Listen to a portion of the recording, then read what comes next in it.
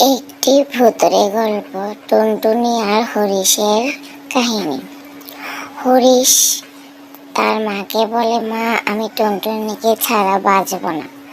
তখনই হরিশের মা বলল, তুই খাওয়া নাই দাওয়া নাই, শুধু টুনটুনিকে নিয়েই থাকিস। টুনটুনি আবার ক্ষণে ক্ষণে ভূতের রূপ নিল। ভূতের রূপ নেওয়ার পর হরিশ ভয় পায় না। হরিশের বোন বলল, আমি তো ভয় পাই, টুনটুনিটা হঠাৎ কেন ভূত হয়ে যায়, কারণটা জেনে নেন। তখনই টুনটুনি বলল যে, উপর থেকে বলল, আমি ভূত হয়ে তোদেরকে পাহারা দেই এই বাড়িটা। হরিশকে বলল যে, আমি টুনটুনির রূপ নেই, কেন জানিস? তোদের বাড়িতে থাকি, তোদেরকে পাহারা দেই, না হয় যে তোদেরকে রাক্ষস এসে খেয়ে ফেলতো আমরা যদি না তোদেরকে পাহারা দিতাম।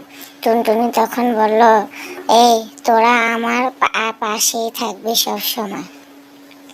তখনই দুটো পেতনি ভূত হরিশকে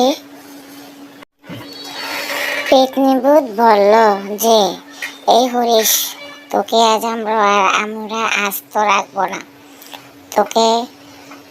তুই ভাবছিস টুনটুনি আমাদের রূপ নিয়েছে, টুনটুনিকেও খাবো, তোকেও খাবো।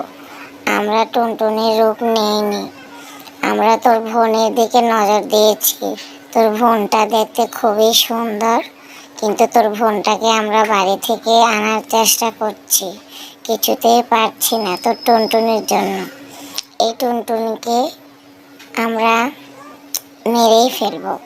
এই টুনটুনি ডিস্টার্ব করে আমাদেরকে, তোদের বাড়িতে গেলে তোর বোনটাকে খেতে হবে। তোর বাবা আমাদেরকে খোঁজ করছে, কিছুতেই পাবে না।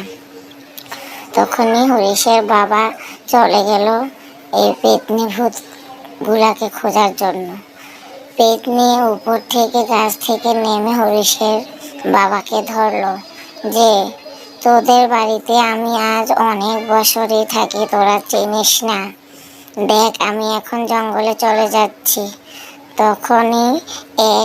তখনই এক চাষা হাঁটতে হাঁটতে গেল। চাষার পিছু নিল এই পেতনি ভূত।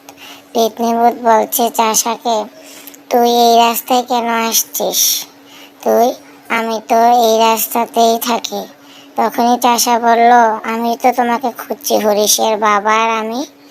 তখনই হরিশের বোন ওর বান্ধবীকে নিয়ে ঘুরতে আসলো। ঘুরতে এসে ধরা খেলো এই পেতনি ভূতের পাল্লায় পড়ে গেল। তখনই পেতনি ভূত তাড়া করলো, এখন যে কিছুই খুঁজে পাচ্ছে না, কি করবে। তখনই পেতনি ভূত আজকে